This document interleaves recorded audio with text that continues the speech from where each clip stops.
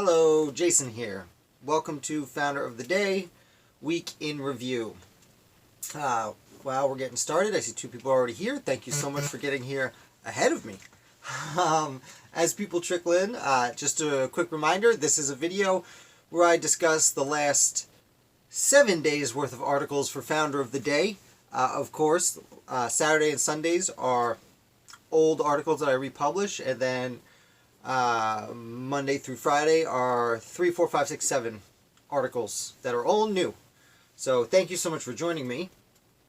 Let's see. I'm trying to get everything done. I have my paper. I have my drink of water. I've been adding one thing each week. I don't know why I have the pen in my hand this week, but we're still learning. People are trickling in. Let me know what you think. I started putting this blanket my mother-in-law gave me on the back. Is that distracting? Should I go with the black chair from now on? Let me know what you think. I would appreciate that. So let's get into it. Let's start talking about founders, especially because last week's founder is a man named Simeon DeWitt, which I did not know Simeon was a name in colonial America. But Simeon DeWitt is very interesting to me personally for a reason we'll get into. Now, Simeon DeWitt graduated from college and went immediately to the Continental Army. As a soldier in the Continental Army, he didn't fight. Instead, he started surveying. He would make maps for the Continental Army and, in fact, was appointed Geographer and Surveyor General by George Washington himself. Now, as Geographer and Surveyor General, he was essentially the head cartographer for the Continental Army. Now, most of the maps they used were already made, to be fair, but he did create several important maps during this period to help the Army. Now, we do have to keep in mind that the enemy, he couldn't go make maps of where the enemy was because he would have immediately been captured, but he was making maps all the same, and he actually, during this time, built up his reputation as one of the best cartographers in the young United States. So after the American Revolutionary War ends, he is appointed as Surveyor General for New York State. He was from New York, so he was appointed Surveyor General of New York State. And this is a position Simeon DeWitt would hold for the next 50 years of his life. So throughout the founding period, well past the founding period, into the age of Jackson, he was still mapping out New York State. And he made several extremely important maps for a variety of reasons. First, and my favorite, is the Central New York Military Tract. Now, after the Revolutionary War, the soldiers were supposed to get paid, but the Continental Congress didn't have any money to pay them with, so many soldiers were rewarded with land as a compensation for their work. And this actually had been happening before, and we're reading back, I actually had a few founders this week we'll discuss who had to do with lands they were given because of their wartime efforts. And this had happened earlier in the French and Indian War, and for various engagements before and after that. Giving out land was kind of the thing to do in colonial times, and it carried over through the early republic because, again, the Continental Congress didn't have any money to pay anyone with. So Simeon DeWitt becomes important here is because after the Revolutionary War concluded, Simeon DeWitt was, as Surveyor General of New York, instructed to go to Central New York and map out lands and survey land and come back with a map of towns for the New York State and the Continental Army to give to veterans of the Revolution. And he came back with a map that had the Central New York Military Tract. And for those of you who don't know, this was a large swath of New York, well, a medium-sized swath of New York that includes cities like modern-day Syracuse, Ithaca, Cortland, just north of Binghamton. And this is extremely important to me, and the reason I care about it so much is I currently live in the Central New York Military Tract. In fact, if there's any one founder who I can be pretty sure actually set foot on my property, it would be Simeon DeWitt. Now, I can never prove that, but he did survey all of this land, so I like to think he was here. Anyway, carrying on, DeWitt would go on to make more maps. He would spend the next 10 or so years traveling all of New York State, and he created a map of New York State. And this is important for several reasons. First of all, it's the first map of New York State that really looked like New York State. Like if you go to a map today, if you go to Google Maps and look at New York State, well, the shape was first really done correctly by Simeon DeWitt. Simeon DeWitt also, many of you may not know if you're not from New York or from the Northeast, New York is actually a really big state. I know people from Montana and Texas are going to sneer at me when I say that, but as far as east of the Mississippi goes, New York State's real big. I live hours from any border. So this map was important. More than just that, it helped settle some boundaries between New York and Vermont and Pennsylvania, New York, Pennsylvania. And it was also used to build the Erie Canal, which years later, Simeon DeWitt would sit on the board that made the Erie Canal, or oversaw the construction of the Erie Canal. And we're not going to get too much into it right now, but the Erie Canal was essentially the first superhighway in the United States. Canals have been built over in Europe for a little while, and they were just becoming kind of all the rage. George Washington was trying to build one in Virginia from the Potomac out to the west. And it was the building of the Erie Canal that essentially made New York City what it is today. It was already one of the better ports. It was, I believe, the third largest city in the colonies when the Revolution began. But it would be, by the time most of the founders passed away, the biggest city in the United States, which it remains today. And a large reason is not only were they able to transfer people, immigrants coming to the United States out west quicker, but now that these cities out west around the Great Lakes, the states like Ohio and Indiana and Illinois and Wisconsin and Michigan, suddenly you could build a farm there and sell it, and it would get on a ship and it could go down the Erie River, down the Great Lakes, down the Erie Canal, down the Hudson, and you're in New York City. And that's one of the main reasons New York City is the center of commerce for the world that it is today, is the Erie Canal. And again, Simeon DeWitt not only helped sit on that commission, but it was his map of New York that made it possible to plan and execute a construction project of this nature. It's hard to imagine. The Erie Canal was only, and I should know this because I go to the museum here pretty frequently, but approximately 20 to 40 feet wide on either side and maybe 20 feet deep tops. But it's hundreds of miles long, and to be done in the 18 teens and 1820s is an order of great magnitude. Excuse me, pardon me. Now, Simeon DeWitt would go on to go to New York City, where he was appointed to a commission that created the Commissioner's Plan of 1811. And this is probably his most lasting legacy, is he essentially is the one who mapped out the grid of New York City. So during the Revolution, New York City was just the southern tip of Manhattan. The Bronx was its own thing. It wasn't even really a thing yet, but it was its own thing. Staten Island was its own place. Brooklyn wouldn't be part of New York City for 100 years, let alone Queens County. It was just a town on the southern tip of Manhattan, which the population was growing exponentially at this time, but it was about 20 to 30,000 people, and not something we'd call a megacity today. But Simeon DeWitt went and helped plot out the land, and he surveyed the whole island and said, this is the best way to grid out from here. Now, still to this day, many of the early streets, and I'm not familiar exactly with, I've been to New York City, but never really explored as much as I probably should have. But many of the streets on the southern tier don't necessarily fit the system for the rest of the island. That are, I believe it's avenues go north-south and streets go east-west, or vice versa. That was Simeon DeWitt. And that's why we have all these street names in New York City. 1st Street, 2nd Street, 40th Street, 42nd Avenue, blah blah blah. Sorry anyone in New York City if those aren't real streets.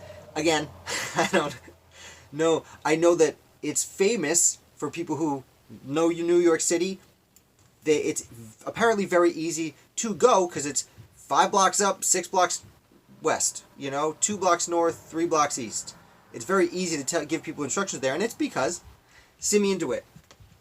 Now, I'm going to go move on from Simeon DeWitt here. I could stay on him all day. Like I said, he may have very well been to my house 120 years before my house was built.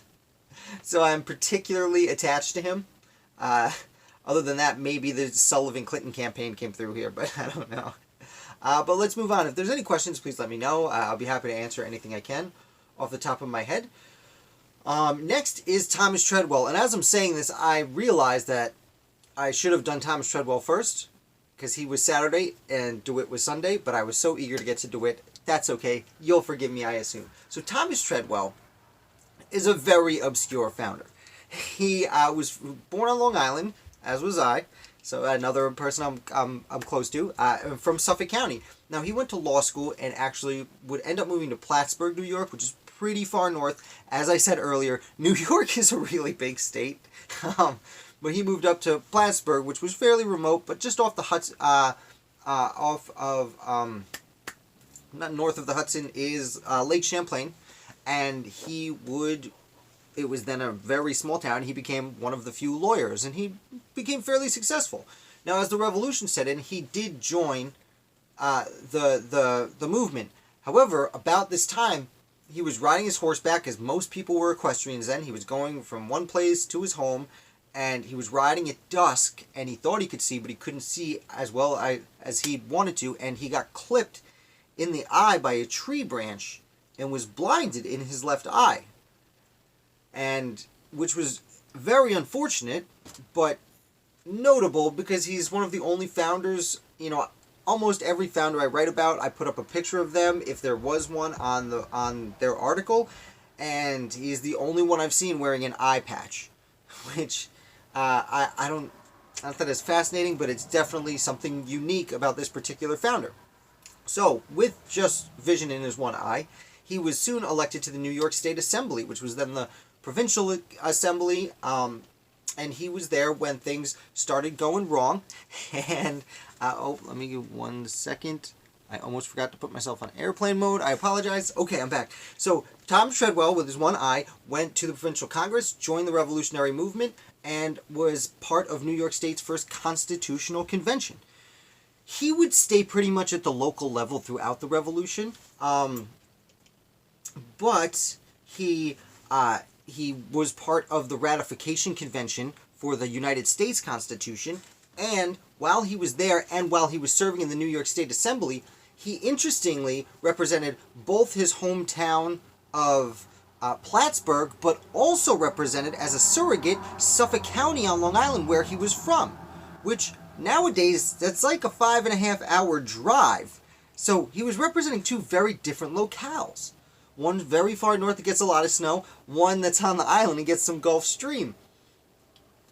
And there's more differences than just temperature, I assure you. But it's a very interesting position for him to be in because, well, apparently his hometown trusted him enough to remember who he was and where he was from, in addition to the fact that he was able to rise from his bootstraps and get a law degree, yada, yada, yada. Now, he did, at one point, early on, a man named James Townsend passed away, who was a United States member of the House of Representatives. And when he passed away, New York chose someone to fill his vacancy, and that was Thomas Treadwell. Filled his vacancy and actually became a delegate in the United States House of Representatives. I suppose I should use the term congressman. He was in the House of Representatives. And additionally, he was only there for a brief time, he was there for a brief time before being elected to his own term in the House of Representatives, representing New York. Now, this was in New York City. The capital was still New York City, so Treadwell didn't have to go very far, fortunately for him. But while he was there, they did move the capital to Philadelphia. So he was part of that transition early in the history of the United States, when the capital moved from New York to Philadelphia before Washington, D.C. was built. The most interesting thing about Thomas Treadwell has very little to do with the Revolution, but it's one of those things that I find very fascinating about the founders, how they didn't just build the country, they built towns. They built society. They built who we are on a very minute level in a lot of fashions. And I bring this up because while he was in Philadelphia, Thomas Treadwell bought something unique. He bought a harpsichord. Now, in this day and age where we can go online and get a keyboard mailed to us from Amazon in 2 days for $50, might not sound that big a deal. But when he brought a harpsichord all the way up to Plattsburgh, which was fairly remote, well, this was a big deal. His household was one of the few that had harpsichord music. They might well have had, oh, hi, Michael.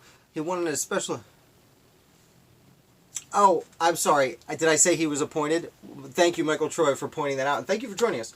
I must have misspoke. It said he was appointed. Yeah, no, he was... there was a special election to fill his vacancy, absolutely. But then he, I believe, if I'm not mistaken, he was then elected to his own term.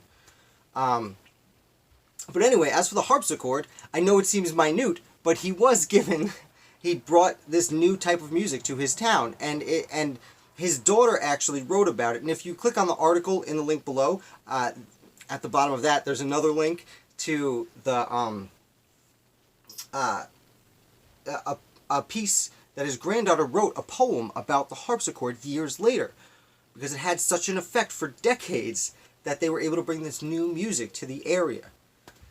So if you have any other questions, I'm just going to pop over here. Any other questions or anything else you'd like to say? Comments? Anything? Yes, he was reelected. Thank you, Michael, from the AmRev podcast, which when you guys are done with this, if you have not listened to the American Revolution podcast, I highly recommend it. I'm still playing catch-up. I've been playing catch-up for like a year and a half. I'm like 5 or 6 episodes behind. I will get there. Don't you worry. Anyway, so that's enough about Thomas Treadwell. Again, he's really obscure, so I don't want to harp on him too much. On Monday, I wrote about John Stark. John Stark you might have heard of. You've probably heard of, because John Stark is one of New Hampshire's favorite sons. He was a larger-than-life figure. And when I write articles about these people, they're usually the hardest to write because I have to take such a big life and squeeze it down into one digestible blog. So, while there are obviously things I left out, I think I hit most of the main points. Now, he was elected. He jumped right into... We love obscure. Yes, we do, sir. John Stark, he was on the New Hampshire frontier, grew up out there. He was actually taken hostage by Native Americans and as a young man, and then impressed them enough where they didn't torture him all that much, and then he was freed. He fought with Rogers Rangers in the French and Indian War, where he became a high-ranking member of that group, and then when the American Revolution broke out, he immediately jumped out and became... I believe a colonel, if I'm not mistaken. He was given command, yes, a colonel in the 1st New Hampshire Regiment. So he was given there were a bunch of regiments. It's not that 1st is the best necessarily at the time. They were all created simultaneously, but he was given the 1st New Hampshire Regiment, and he marched right to Boston after Lexington and Concord. He was there for the Battle of Bunker Hill, where he was kind of a hero because he fortified... While they were attacking the hill, he led his men and covered the base of the hill for a portion of time as they were trying to attack and debark, and he kept some of the British at bay for a brief time. The Battle of Bunker Hill, of course, was a British victory. They took the hill, but the Americans gave them heavy losses. Now, Stark and his regiment were assumed into the Continental Army, and... he fought bravely with Washington. Unfortunately, he seemed to have been overlooked for the position of Brigadier General. Enoch Poor was given the title of Brigadier General, despite not having nearly as much experience in the field as Stark had. Stark did not like this. They were men of honor, and this insulted his honor, so Stark resigned from the Continental Army. But when he went home to New Hampshire, he did say to New Hampshire, hey, if you need me, I'm here. And they needed him, and they appointed him gave him the appointment of brigadier general that he wanted, and he would lead men to the Battle of Bennington. And the Battle of Bennington is John Stark's moment of glory. There was a detachment of the British as the British were descending down to take the Hudson River, which, as I've said many times before, if the Hudson River was taken by the British, then the colonies were split in half, and that was no good, bad news. So what he did is there was a detachment looking for supplies, and Stark engaged with them and did a really good job suppressing them. Fortunately, at one point, some more British showed up, but also Seth Warner showed up to help out. So Seth Warner definitely needs to get some credit. But the Battle of Bennington was a big, momentous... it wasn't the biggest battle of the war, but it was definitely important because it took away attention from the British troops, and it took away supplies that they needed. And it was a big morale booster for the Americans just in the days and weeks before the Battle of Saratoga, which would be essentially, other than Yorktown, from my perspective, and you could argue with this, I know you can, but the Battle of Saratoga really was the biggest, most important battle for the Americans in the Revolution. Not only because the morale it built and like, hey, we can do this, but word got overseas, and that's when Ben Franklin and Silas Deane, who we always forget, convinced the French government to officially support the revolutionaries, which of course helped get Spain's attention to support the revolutionaries, and we always like to forget how important Spain was to the revolution. As I'm saying this, I should point to this flag behind me. This is called the Bennington flag. It's my favorite revolutionary flag, even though there's a good chance it was not flown at Bennington. I'm not going to get too into this. I did a video about it on my Patreon page, which, if you're looking to support the site, I would love your support on my Patreon page, and there's a whole video, but just briefly, this flag, they probably flew the Green Mountain Boys flag, and they might have flown the New Hampshire militia flag. This flag seems to have been created later as a, hey, let's be nostalgic. It's as if we created a revolutionary flag today on 4th of July. Yada, yada, yada. Actually, Millard Fillmore, who was president, his grandfather may have created this flag. There's a lot of rumors. Again, check out that video on my Patreon page if you want to learn more about that. Now, John Stark did so good at the Battle of Bennington that he was given a big old promotion. And not George Washington, but the Continental Army said, hey, come back and we'll give you that promotion of Brigadier General, which he did. He returned, he oversaw, he didn't, I don't believe he made it to Yorktown, but he did oversee the Northern Department on several occasions, and he also sat on the John Andre, who worked with Benedict Arnold to get Benedict Arnold to treason against the United States. Stark was one of the people who sat on his court-martial and sentenced him to death. Most notably, perhaps, about General John Stark is when he was an older man. First of all, he retired. I actually saw someone refer to him as the true Cincinnatus, because I know Washington retired after the war and went home, but then came back to be president. and Washington always kind of had his hands in things behind the scenes. Not to talk negative about the general, but he never stopped being politically active. As opposed to John Stark, who apparently couldn't read or write very well. He actually retired for the rest of his life. But later on, as an older man, he was invited back to speak at a ceremony, and he was too old to do so, but he wrote a letter, and in the letter, he wrote, I should have brought it up, blah, blah, blah, blah, live free or die. So something, and paraphrase me, I'm sure Michael knows, I'm sure you know what I'm blanking on right now, but he something about tyranny and liberty, live free or die, and that has become New Hampshire's official motto, and people love it. And it's on flags. My friends over at he was over at Liberty and Co. have a sweet flag with that on there, and it's not Liberty live free or die hard. Mr. Troy. Stark's militia army was only at Bennington because he told Continental General Lincoln and Schuyler to pound sand and order them south to join the main Continental Army. That's right.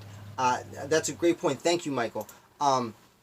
John Stark, when he accepted his command from New Hampshire said, "I'm not going to take orders from the Continental Army." And when he showed up, as Michael said,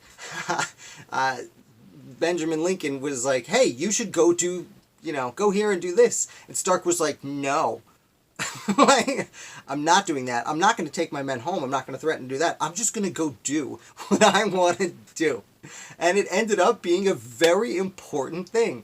Thank you so much for pointing that out. That's why I like these live videos. We can chit-chat and shoot the breeze a little more than the standard videos. I did want to point out, I actually put a link down below. There's a ton of books on John Stark. This one I picked up when I was at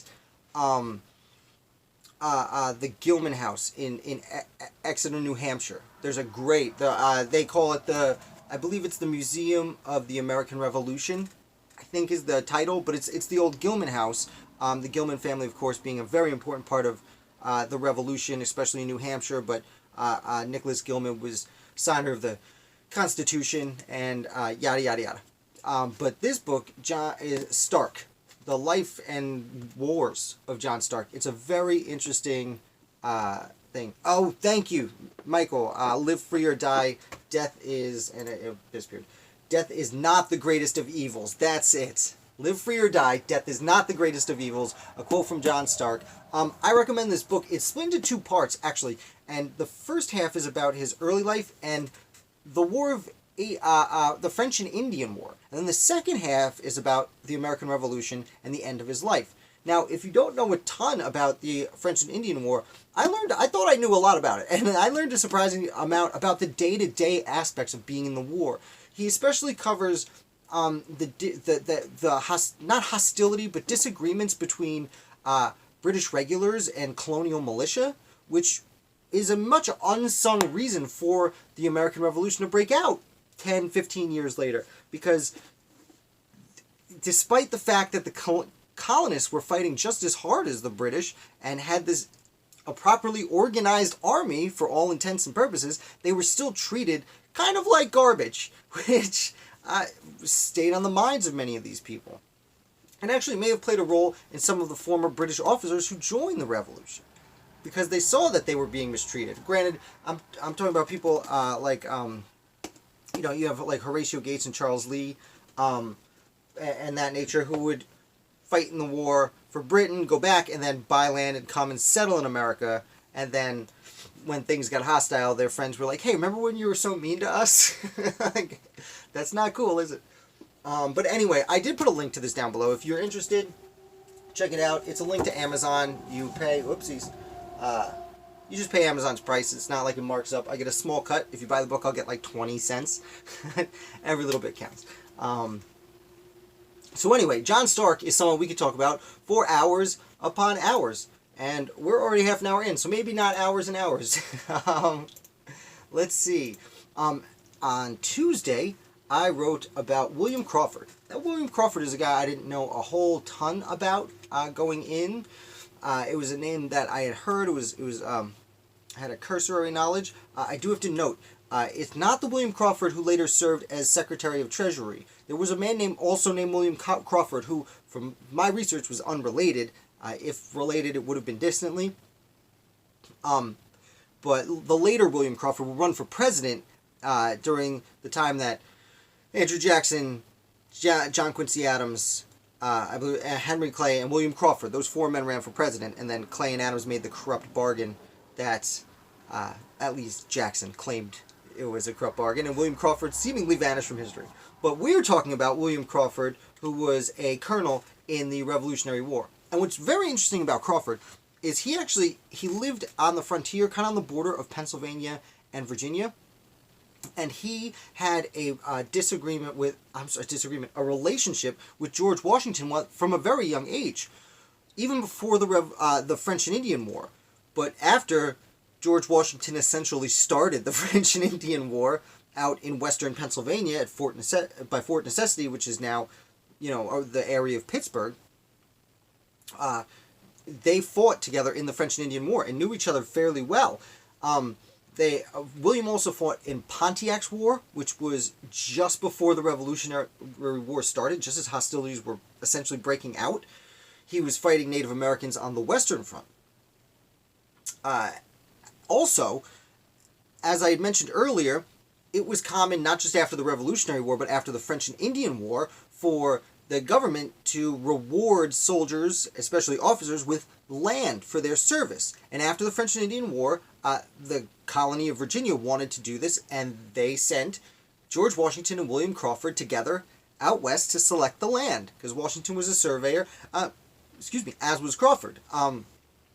And Crawford was a leader in the area, so the two of them teamed up and selected the land to be given out to soldiers as compensation for the time they spent during the French and Indian War. Which makes it a little surprising that when the war broke out, Crawford does join the American Revolution, and he joins the Continental Army, and his buddy Washington is commander-in-chief. Now, I know Washington did his best not to curry favors. He did his best to leave things up to the Continental Congress, but he was appointed a colonel. William Crawford was appointed a colonel, but that's it. Not to diminish the position of colonel. It's very important then as now. It's a really honorable position. But you would think a man of this caliber, who had already fought in 2 wars, who knew George Washington, the Western Front was a very dangerous place, you would think he would get, I'm surprised he was never promoted to brigadier general. But he wasn't. So moving on. He fought mostly in the New Jersey campaign. He did fight in the Battle of Brooklyn, also the Battle of Long Island, whatever you want to call that. And then he went back west where he served under Lachlan McIntosh in western Pennsylvania. So he protected his homeland. And when news of Yorktown arrived, William Crawford resigned his commission. Okay, the war's over. I'm done. I'm getting older. Too old for this. But he was convinced to come out of retirement to fight to fight against some Native Americans. Now, there had always been hostility on the frontiers. Again, the Ohio region, just western Pennsylvania, western Virginia, what would now be West Virginia, northern Kentucky. There was always hostility there, but things had kind of been cooling off for a while until there was something, and I'm probably mispronouncing this, the Gnadenhutten Massacre. I believe the G at the beginning is silent, but there was a massacre of Native Americans. Now, it's a long story that I'm abbreviating more than I justifiably should, but these videos already run a little bit long.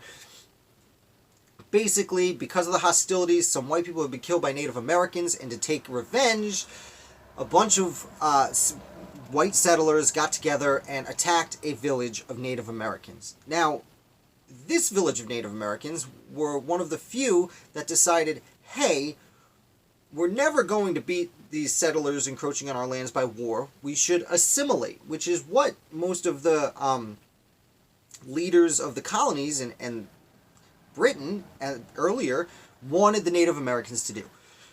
So this group of, I believe they were Delaware or Lenape, you call them either one, they had built a town. And they adopted Christianity. And the settlers made the mistake of attacking this town, killing dozens of innocent men, women, and children. And what Theodore Roosevelt referred to as, and I'm not quoting but paraphrasing, one of the great stains on American history in that region. Crawford, after that massacre happened, well, hostilities arose and there was some battling. So Crawford was convinced to come out of retirement, and this is in 1782, I believe. It's just after the war ended. He's convinced to come out of the retirement, and he leads men to suppress and defeat the violent Native Americans that they've been fighting. Unfortunately, him and his nephew and son-in-law were both part of this journey. They were attacked and taken captive and tortured, and then William Crawford was burned at the stake. A sad and silent on air because I don't know how to react to it kind of moment. So that's a nervous laugh, not a ha-ha laugh I just did. So that's the life of William Crawford. It ends very quickly and abruptly despite his service to the Continental Army. Again, researching him, I was very surprised he was never appointed as a brigadier general. Not even breveted. I can't say it. Some words I can't get out. breveted as a honorably given the title at the end of the war, especially with his relationship to the General George Washington. So, any questions or comments, please let me know. But we're going to move on to William Irvine. William Irvine, who I don't know a lot about, but I came across him researching William Crawford, because apparently William Irvine was the one who convinced Crawford to come out of retirement and go take this very fateful journey out west. Irvine was an immigrant from Ireland who came at about 22 years old to the future United States, and he was there about 10 years when the Revolutionary War broke out. He loved his new country, so he joined the war effort on behalf of the Patriots. He became a colonel, went north to enjoy the invasion of Canada, was captured almost immediately, and then put in prison. And he was kept in custody for almost 2 full years. It was like 2 months shy of 2 full years in British captivity, which is, I would assume, really not a lot of fun. He was an officer, so we can assume he was treated a little bit better than most of the rank and file. And he was paroled, and as soon as he was paroled, as soon as word came back to Continental Congress, they promoted him to Brigadier General. Again, sorry, William Crawford. He was promoted to Brigadier General, spent the rest of his time with the Continental Army, and then he retired to private life, but he was actually... what makes him very unique is he was one of 3 people taken as commissioners to settle accounts between state and federal debt. Now, this position was created during the Continental Congress, under the Articles of Confederation. Of course, the historical name escapes me. The Confederation Congress. Imagine that. Although the Continental Congress always called themselves the Continental Congress, when we look back from our point of view, generally, we can call the Continental Congress, after the Articles of Confederation are adopted, we can call that the Confederation Congress. Again, not what they called it at the time, but historically it makes it easier for us to talk about. So, the Confederation Congress hires 3 commissioners, one of which is William Irvine, to settle these disputes between about war debts. The Continental Congress had taken on war debts, each individual state had taken on war debts, and it got a little murky as to who actually owed who what. So he takes on this position with 3 other people, and he's the only one, to my understanding, that would continue once the Constitution was adopted. George Washington became president. This body was actually assumed from the Confederation Congress to the United States in Congress assembled. Probably because even though it was commissioned by the government, it was technically an outside organization that was being paid by the government to do it. And he continued to do this until Alexander Hamilton even got his Assumption Plan passed. And truthfully, the fact that William Irvine was already sorting out which state owed what money, it made it a lot easier for them to assume that debt. Although on the periphery you would think, well, if they're just taking all the debt anyway, who cares? No, actually, after there were already talks about, it had hadn't been passed, but the Assumption Plan had been put out there. During this time, Washington actually nominated Irvine and the 2 other people who were serving at the time to continue their path. They, it was only there for 2 years or so, a year and a half. It was only supposed to be there a year and a half, and then they made another act to not continue it, but do it again. So therefore, Washington had to renominate anyone he wanted, so he just renominated the 3 guys who were already there in New York serving. And William Irvine was one of these people, and he helped not only settle the debts and determine who owed what from the Revolutionary War per state, but then help Washington and Hamilton collect that information and assume it under the one banner of the federal government. So,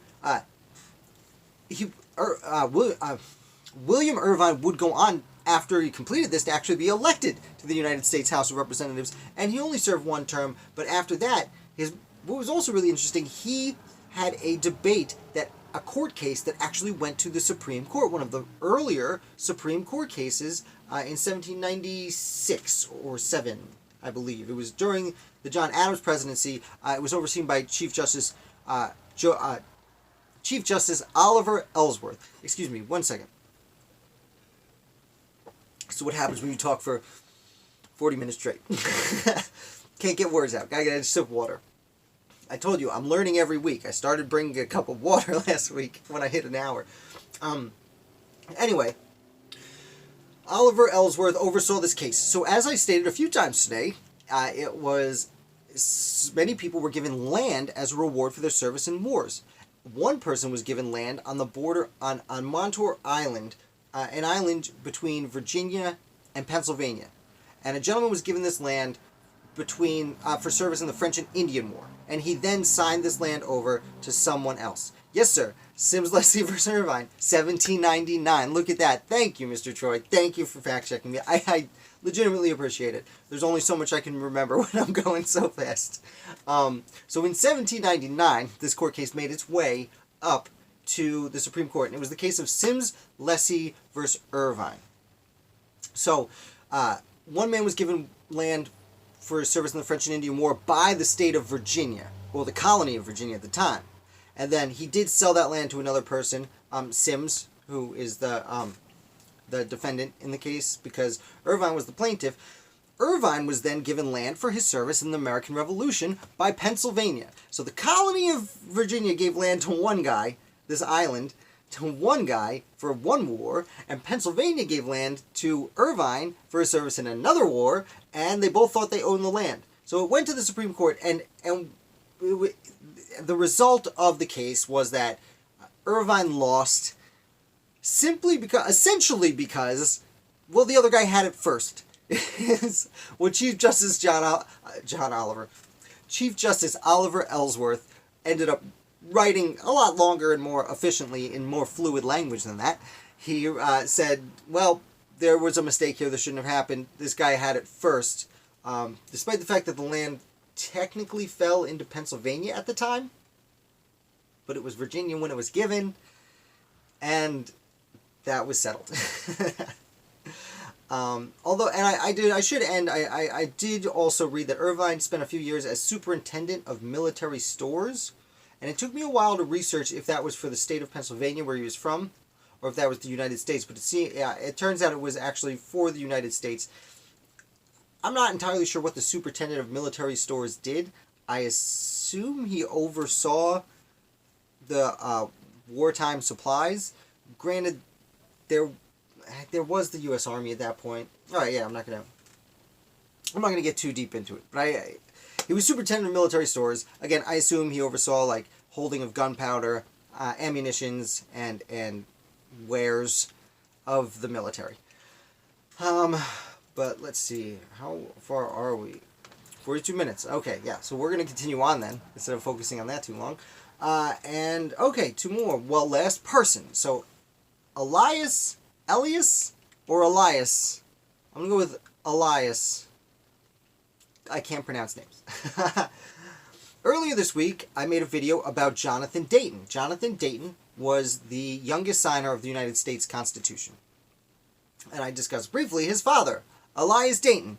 And I wrote an article about him because I was writing this article when I said, oh, I should make a video on Jonathan Dayton. So his son would be the youngest signer of the United States Constitution. He would be a brigadier general in the Continental Army. Although he was appointed as a colonel at first, Elias Dayton from New Jersey, he signed up early for the Revolution. He would fight with Lord Stirling, who I also made a video about recently. After the First Continental Congress, they signed the Continental Association, which started the boycott on British goods. And Elias Dayton joined with Lord Stirling to enforce that in New Jersey. Soon after there, he was actually assumed into the Continental Army, and he was said, hey, go north to Canada. We're trying to invade Canada. So he starts going to Canada, and then as he's on his way, word comes back, oh no, we're evacuating Canada. It did not go well. So he instead is instructed to go to central New York to build, or I should say the Mohawk Valley. if you're from the region, you would be mad at me for calling the Mohawk Valley Central New York. I should be mad at myself because I live here. But he was told to go construct forts. So he went to 2 old forts from the French and Indian War that were in extreme disrepair. They were basically just like lumber sitting around, that, like walls that had collapsed and things like that. He went and he reconstructed Fort Stanwix. They renamed it Fort Schuyler after General Philip Schuyler. And that actually, fun fact, if you're ever in Central New York, that was taken down a long time ago, but they rebuilt it in Rome, New York today, so you can go visit. It's very interesting. It's the furthest northwest that George Washington ever went. And it's the closest to my house that George Washington ever went. I'm being very selfish today, talking about Simeon DeWitt and how he may have been to my house, and Fort Stanwix, which is super close to my house, so, you know, if you want to find me, I'm giving you all the hints. Anyway, back on topic, he rebuilt Fort Schuyler, and Fort Schuyler would be a very important fort during the war, especially during the Battle of Saratoga. During the Battle of Saratoga, you know, most of it was done 3 hours from here by car in and around Saratoga, New York.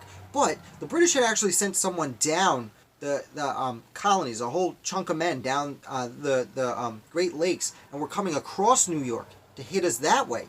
And we defended against them at and around Fort Schuyler. He would then go back a little bit and build a fort he seemingly named after himself, Fort Dayton. Now, this would also see some action. It was from Fort Dayton that General Herkimer led men out towards Fort Schuyler, and he would meet his untimely death there in a very intense battle, and the Americans there were only saved by other soldiers who came from Fort Schuyler. So there was a surprising amount of fighting in upstate New York that doesn't get a whole lot of appreciation, especially between the Native Americans, the Iroquois Nation, which, as I had said, I believe in last week's video, I think it was last week's live video, I said it recently, they fought, the Iroquois Nation were several Native American tribes that essentially went into a civil war, depending on who sided with the British, most of them, and the few that sided with the Americans. Yeah, it was last week when I was talking about Samuel Kirkland, who was involved with that. So anyway, that was, Dayton would stay with the Continental Army throughout the war. At the closing in on the end of the war, he helped suppress mutiny of the New Jersey Line, which was kind of terrifying. They did some executing of some American soldiers because they should behave themselves. And interestingly, and thank you to Michael Troy for sending me a while back the list of all the major and brigadier generals in the Continental Army, because using that list, I realized that Elias Dayton, on January 7th, 1783, in the final days of the Revolutionary War, he was promoted to brigadier general. And he was actually one of 3 people that day, and there would be one person appointed brigadier general after him. So, he was the second lowest ranking brigadier general in the Continental Army. Still brigadier general, still in charge of a lot of dudes, but second lowest ranking. After that, he would go on to be mayor of Elizabethtown in New Jersey, and he was chosen as a delegate to the Constitutional Convention, but he turned it down, and he said, hey, maybe you take my son instead. And everyone in New Jersey respected him enough that they considered it and ended up sending him, and his son Jonathan would end up being the youngest signer of the United States Constitution. So, again, if you have any questions or comments, please let me know. Love chat-shitting about this kind of thing. That is the last founder this week. We have one more thing to talk about, and it is yesterday's article. It is my Federalist Friday article, and it is Federalist number 76. And Federalist number 76 discusses how political appointments are made. So, Hamilton, it's written by Alexander Hamilton, as all will be from here on out. And Hamilton basically says, listen. There's 3 ways we can have political appointees. Excuse me. You can have one person make the appointment, the president probably. You can have a group of people make the appointment, the Senate probably. Or you can have some combination thereof. And the best way we can have checks and balances in the United States government is to have the president appoint people and have the Senate confirm those people. Now, this would be a good check to make sure the president wasn't just appointing cronies to the position, but it would also help with expedience. A big concern, especially of Hamilton's, was the energy of the presidency. He wanted a president that could get things done, and quickly if necessary. As we discussed last week when we were talking about treaties, it's the same idea. You want the president to be able to make treaties very quickly, but you do want the Senate to be able to say, no, this is a garbage treaty, or no, this is a garbage person to appoint to this position. We can't do this. What's interesting is this is one of the times you see Hamilton being like dead wrong about what he says. Because one of the criticisms of this fashion was, well, no, the Senate will just hold up any, if the Senate is from a different faction, or what we would call political party today, the Senate is from a different faction, then they're just going to deny any presidential appointment, no matter how good it is. And Hamilton's argument was, no, to live in a republic, and this was a common understanding of what it meant to live in a republic, and theoretically still is to have a successful republic, you need virtuous citizens.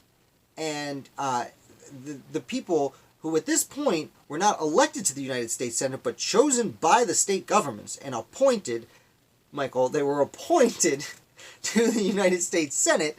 They had to not only have a certain amount of je ne sais quoi, or they were expected to be statesmen and well-rounded in all fashions of politics, and expected to be virtuous citizens. Perhaps the most virtuous, because they were the leaders, and they were to be held up to not put on a pedestal, but they should be held to a higher standard. And, well, Hamilton was wrong. Even if today's founders, and I don't like to talk about modern politics, not on this channel, but even if today's leaders were virtuous, it was pretty quickly proven that senators would try and hold up the president. They would try and hold up the president no matter what. Hamilton never met Mitch McConnell. Right. Well, Michael, that's exactly right. I was going to say ask Merrick Garland how that goes, but you could say, the name escapes me. The newest Chief Justice had the same problem. Oh man, I can't think. I think about the 18th century so much. I can't think about what's going on right now in the world. The new Chief Justice, last summer, there was that whole, it was all that was on TV for months and months and months, but I guess I didn't tell someone to write in the comments who the most recent Chief Justice was. But he had the same problem. The Democrats went after the Republican nominee just like the Mitch McConnell wouldn't even consider Merrick Garland for political reasons. And the problem is, it's their Kavanaugh, thank you, Brett Kavanaugh, that's it. He had the same problem as Merrick Garland did, although at least they considered him. And again, that was all political. And Hamilton's incorrect prediction is that, no, they wouldn't do it just for political reasons, as long as the person had the right character and had the right experience. That even if they disagree with him on the politics, they would understand you can't stop a guy for your political disagreements, or girl. They would have said guy. For political disagreements, even, as long as they were a good, virtuous person. Clearly that is not how things have worked out. Clearly. So that's the articles for this week. Again, if you have any questions or comments, thank you, Michael Troy. Oh, Ned, thank you. You're here. I didn't know if you were here or not. Before we go, I should say, there was one discussion we had last week. Ned, welcome back. We were talking about, and you know what, Michael, you might be able to comment on this. We were asking, I was trying to consider, did cannons during the Revolutionary War use different powder than guns? I do not know. I looked into it for about half an hour. I was writing articles and making videos. I didn't have a ton of time to do all that. You're doing yard work? I've been in my yard all week, Ned. Well, you can watch back later. It's fine. It's fine. I didn't have a ton of time. I was looking into it. I was looking into black powder versus gunpowder and like what we call smokeless powder, but most of the English-speaking world calls it something different. I'm going to come back next week and see if I can find more. I thought I could find it quicker. There was a lot of science talk to gunpowder that I was not familiar with. They did use the same. Thank you, Mike. I thought you might know. It seemed like they used the same. I couldn't find anything saying they used different powder. Actually, what I found is the way the weapons fired, either way, seemed to be based on the strength of the powder or the composition of the powder, and that wasn't necessarily for guns versus cannons. It seemed to be different every single time you used it. Again, it got a little bit sciencey for me, which is why I can't speak authoritatively now. I realized I was looking into it this morning when I was preparing for this, and I'm like, oh, I'm going to have to call my dad, who's a science teacher, to explain to me these chemical compounds to really tell me what they were doing.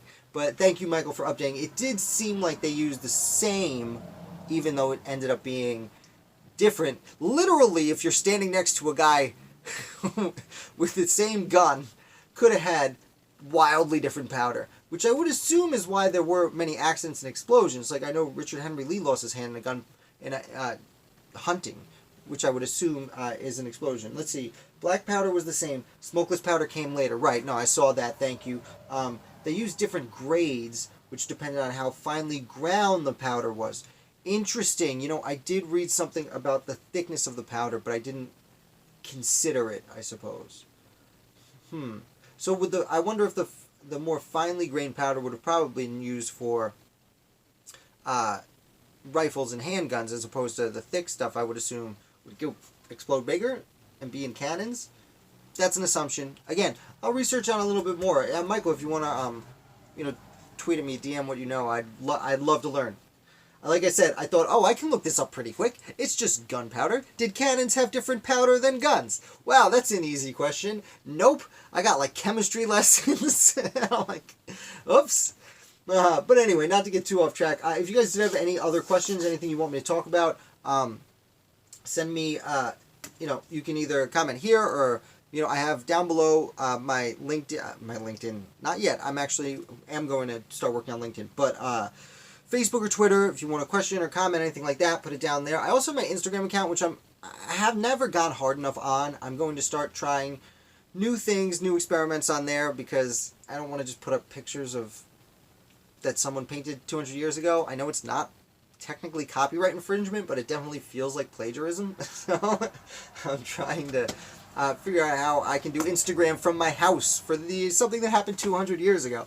Not necessarily the easiest thing. Now, on top of that, other than that, if you guys, anyone, asked about questions, like I said, there's a link to the John Stark book. Again, military history, not usually my thing. Thank you so much, Ned. Thanks, everyone, for watching.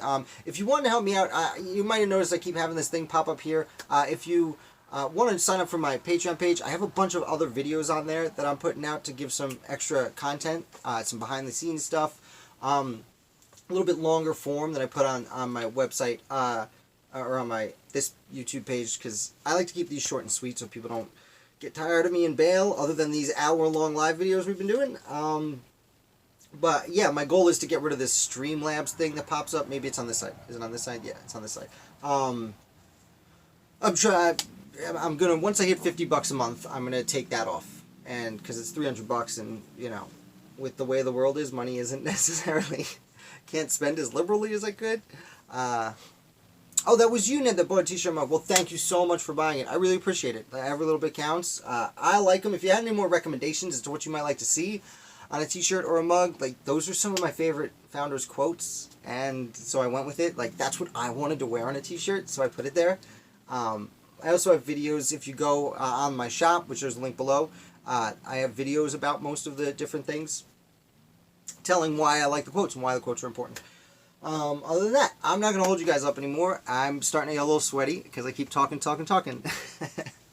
I have to go downstairs now and try and get some rest when my kids are running around, because everyone sounds like just woke up from their naps just in time for me to want to take one. I'm going to get out of here. I still haven't figured out my sign-off. We were going with Round Bottom, which, for those of you who are new to the live videos, Round Bottom was a house George Washington sold.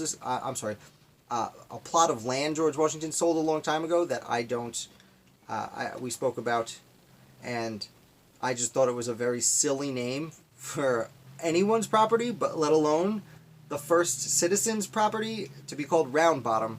I thought it was very silly. So I will be back with you guys. Thank you so much for watching and talking and participating. I really enjoy this. I will be back with another Founder on Monday and another live video right here at 3 o'clock next Saturday. Make sure you're subscribed. If you're not subscribed yet, definitely subscribe. And please hit like before you go. That really helps out my channel. More than anything you could do is just hit like below. Thank you so much for watching, and Round Bottom.